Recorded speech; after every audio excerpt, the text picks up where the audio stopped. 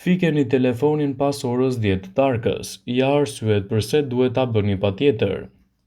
Njerëzit nuk arrin të ndjekin ritmet e trupit dhe kanë më shumë mundësi që të kenë depresion dhe probleme me shëndetin mendor, thotë një studim që anketoi 91.000 njerëz në Angli.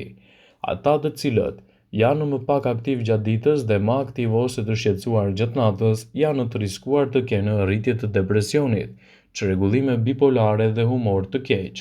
Ulëntuesit në Universitetin e Glasgow thonë se përçarja në ritmet normale të qarkullimit të cilat punojnë në cikle gjumi-zgjim për 24 orë, shoqërohen me një ndjeshmëri më të madhe ndaj çrregullimeve të humorit.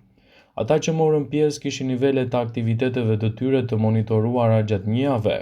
Profesor Daniel Smith tha, një ritëm i shëndetshëm duhet jetë aktiv gjatë ditës dhe jo aktiv natën, e kundërta mund të ndikojë negativisht në këto procese të cilat i përmendëm më herët.